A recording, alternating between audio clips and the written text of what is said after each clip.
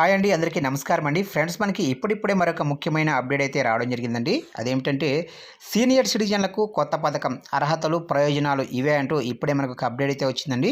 అయితే ఇందుకు సంబంధించిన పూర్తి వివరాలు అయితే మన వీడియోలో తెలుసుకుందామండి. ఆ సీనియర్ సిటిజన్స్కి కొత్త పథకం ఏంటి, దాని అర్హతలు ఏంటి, దాని ప్రయోజనాలు ఏంటి అనేది క్లారిటీగా తెలుసుకుందామండి. వీడియో మాత్రం ఎక్కడా స్కిప్ చేయకుండా చూడండి ఫ్రెండ్స్, అప్పుడే మనకి పూర్తి సమాచారం అయితే తెలుస్తుంది. ఇక లేట్ చేయకుండా వివరాలకు వెళ్ళిపోదాము. ఇక కేంద్ర ప్రభుత్వం వృద్ధుల విషయంలో ప్రత్యేక ఫోకస్ పెడుతుంది. ఎందుకంటే ఇప్పటి నుంచి ఇండియాలో ముసలివారి సంఖ్య పెరిగిపోతూ 2047 నాటికి బాగా ఎక్కువగా ఉంటారనే అంచనాలో కేంద్రం ఉంది. అందువల్ల ముసలివారికి వీలైనంత ఎక్కువగా ప్రయోజనాలు కల్పించాలనుకుంటుంది. అందులో భాగమైన ఈ పథకం వివరాలు ఒకసారి తెలుసుకుందాము. ఇక తల్లిదండ్రులను చూసుకోవటం పిల్లల బాధ్యత. కానీ ఈ రోజుల్లో చాలామంది ముసలివారైన పేరెంట్స్ని పట్టించుకోవటం లేదు. అలాంటి సమయంలో వారికి ఆసరా లేకుండా పోతుంది. దీన్ని దృష్టిలో ఉంచుకొని సీనియర్ సిటిజన్లకు సరైన ఆరోగ్య జీవితంతో పాటు సామాజిక ఆర్థిక భద్రతను అందించడానికి కేంద్ర ప్రభుత్వం అటల్ వయో అభ్యుదయ యోజనను ప్రారంభించింది.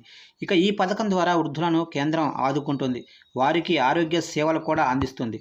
ఇక దేశంలో 60 ఏళ్లు దాటిన వారి కోసం కేంద్ర ప్రభుత్వం అటల్ వయో అభ్యుదయ యోజనను ప్రారంభించింది. ఇక ఇది ప్రజా సంక్షేమ పథకం.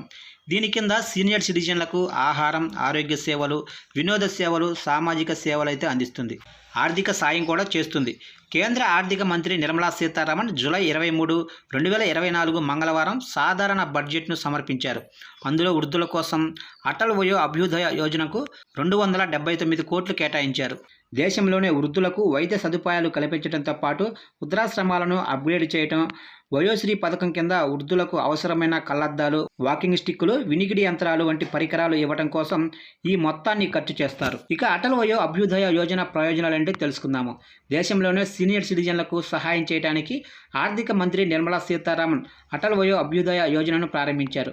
ఈ పథకం ద్వారా భారతీయ వృద్ధులందరికీ ఆహారం, నీరు, ఆరోగ్యం, వినోద రక్షణ మొదలైన ప్రాథమిక అవసరాలు అందిస్తారు. ఇక ఈ పథకం కింద దేశంలోని అన్ని రాష్ట్రాలలో వృద్ధాశ్రమాలు ఏర్పాటు చేస్తారు.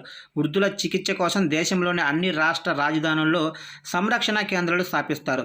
ఈ పథకాన్ని నిర్వహించేందుకు జాతీయ హెల్ప్ లైన్ను ఏర్పాటు చేస్తారు. అటల్ వయో అభ్యుదయ యోజన కింద దరఖాస్తు చేయడానికి దరఖాస్తుదారులు తప్పనిసరిగా భారతదేశం పౌరుడిగా ఉండాలి. ఇక దరఖాస్తుదారుడి వయసు 60 సంవత్సరాలు లేదా అంతకంటే ఎక్కువ ఉండాలి. పిల్లలు లేని నిరుపేద వృద్ధులు, అలాగనే పిల్లలు ఉంటే వారి ఇళ్ల నుంచి బయటికి పంపేసిన వారు ఈ పథకానికి అర్హులు.